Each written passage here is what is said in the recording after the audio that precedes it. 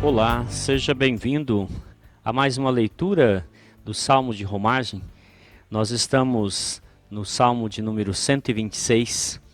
Em nosso progresso, nós temos dito que o peregrino, ele, ao ter saído de sua casa, caminha para Jerusalém.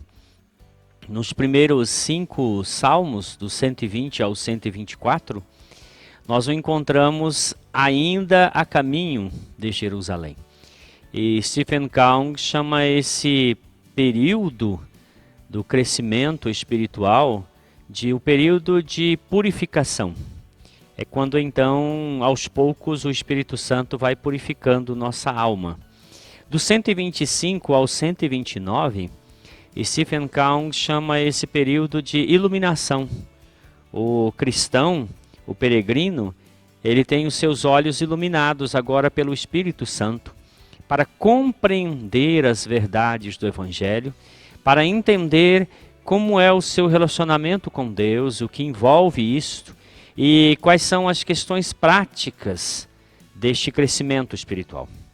Nós entendemos que no Salmo 125, o salmista já está em Jerusalém. E o 125 ao 134, ele participa da atividade das festas. Na medida em que ele vai participando das festas, ele vai descobrindo algumas coisas interessantes sobre esta caminhada da alma rumo a Deus. E no 125 nós vimos que ele percebe que aqueles que confiam no Senhor têm estabilidade. Não são mais oscilantes, temerosos. A confiança deles está em Deus. E assim como o Monte Sião é firme, estabelecido para sempre, assim também aquele que cresce na sua espiritualidade, se torna uma pessoa madura, ele perceberá que as instabilidades a cada dia se tornarão mais raras. E agora no Salmo 126, ele celebra a restauração de Deus em sua vida. E ele diz: quando o Senhor restaurou a sorte de Sião, ficamos como quem sonha. Então a nossa boca se encheu de riso e a nossa língua de júbilo. Então entre as nações se dizia: grandes coisas o Senhor tem feito por eles. Com efeito, grandes coisas fez o Senhor por nós, por isso estamos alegres. Restaura, Senhor, a nossa sorte como as torrentes no Neguebe. Os que com lágrimas semeiam, com júbilo ceifarão. Quem sai andando e chorando enquanto semeia, voltará com júbilo, trazendo os seus feixes. Este é um dos salmos mais conhecidos dentro dos Cânticos dos Degraus, sendo rivalizado pelo 133, que também é bastante conhecido. Mas esse salmo ele tem uma dificuldade de contexto. Inicialmente, parece mais adequado contextualizá-lo naquele momento em que os moradores de Jerusalém retornam do cativeiro e se estabelecem na cidade depois dos 70 anos que eles estiveram peregrinos ou estiveram exilados na Babilônia. No entanto, esse salmo, se for contextualizado neste momento, nós não vamos conseguir ler ou entender isso como uma realidade mais antiga, ou seja, anterior a este momento. E alguns intérpretes acham que não, que esse Salmo 126, ele é de um período davídico ou salomônico, e que celebra aquele momento que eles estavam vivendo como um momento de restauração, um momento de vitória de Deus. Porque o que está em questão aqui é mais o fato de que Deus se voltou para o seu povo. Então, o retorno dos judeus a Jerusalém é um aspecto. Mas em muitos momentos da história de Jerusalém, houve sim momentos em que eles perceberam que Deus estava restaurando-lhes a sorte. Em situações difíceis, quando eles passavam por um mau governo, ou quando havia cercos e as dificuldades eram grandes, na medida em que eles experimentavam a libertação, um agir poderoso de Deus, eles entendiam isso como uma restauração da sorte. Como se Deus estivesse restaurando a eles a alegria de voltar a Sião e isso acontecia todos os anos por ocasião das festas. Dita estas coisas, precisamos entender que o Salmo está dividido em duas partes. Os versos 1, 2 e 3 é a primeira parte, 4, 5 e 6 a segunda parte. Nessa primeira parte, o verbo que serve de ligação entre os versículos é o verbo voltar. No hebraico, shub, significa retornar, restaurar, e também é o verbo arrepender-se. Aqui é dito assim: quando o Senhor restaurou a sorte de Sião, ficamos como quem sonha.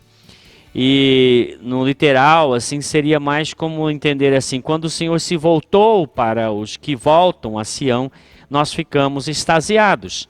Nós não tínhamos palavras para definir o que estava acontecendo.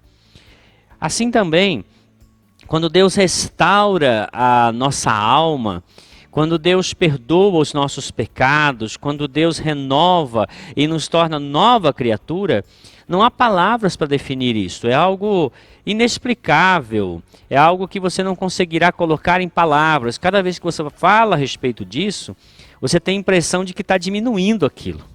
E é exatamente isso, nós ficamos como que abobados. Tamanha a restauração de Deus em nossa vida. E a boca se enche de riso e a língua de júbilo, e entre as nações se diz: grandes coisas o Senhor tem feito por eles. Este é um sentimento daquele que está no primeiro amor. Aquele que, de alguma maneira, foi despertado por Deus, e ele percebe que essa restauração de Deus é tamanha em sua alma, que é algo tão grande que nem ele mesmo consegue compreender, e isso enche o seu coração de alegria. É evidente que o tempo vai passando e o primeiro amor ele acaba se esfriando, e de tempo em tempo ele precisa ser restaurado. E aqui, quando ele começa a participar das festas, e ele começa a ver novamente o que Deus fez na vida da nação, na vida dos seus patrícios e também na sua própria vida, o salmista reexperimenta aquela alegria inicial da salvação. Aquela sensação de você é amado por Deus de uma maneira muito especial, como se ele amasse unicamente a você e a ninguém mais. Essa é uma noção que ele tem, e isso faz com que a sua boca se encha de riso e a sua língua de cânticos de júbilo.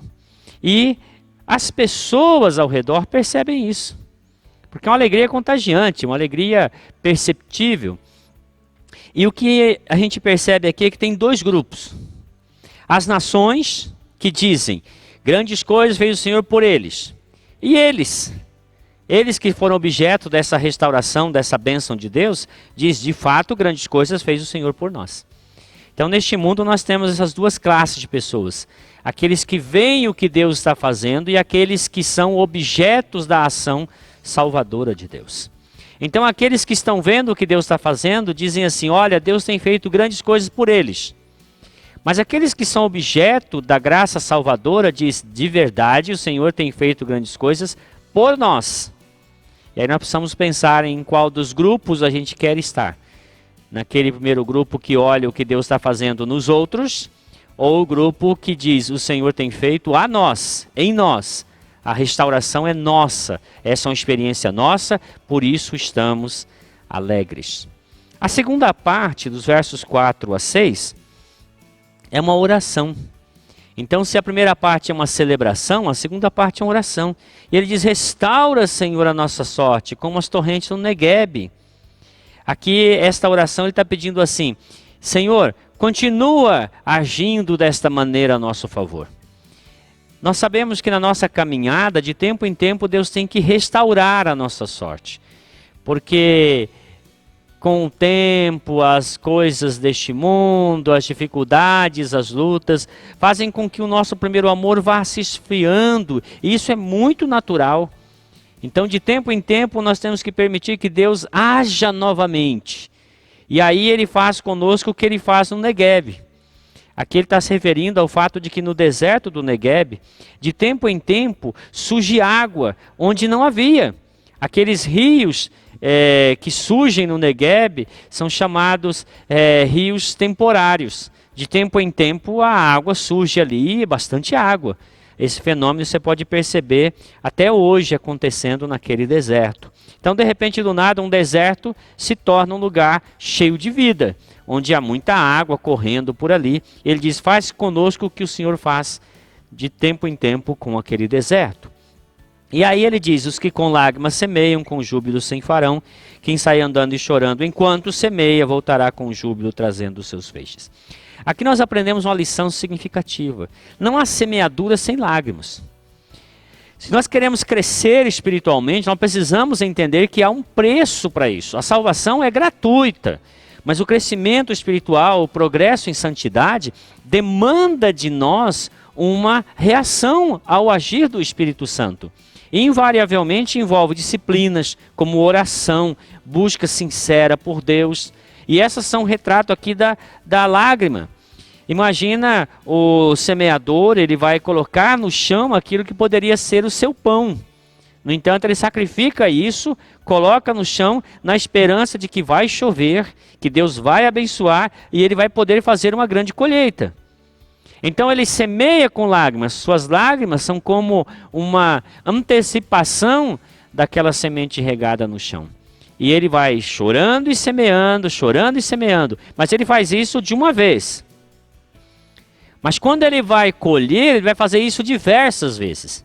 É como se ele estivesse dizendo assim, aquele que vai semeando, voltará e voltará e voltará trazendo seus feixes. Semeia-se com lágrima, colhe-se com júbilo. Se você não quiser semear com lágrimas, você está abrindo mão de colher com júbilo.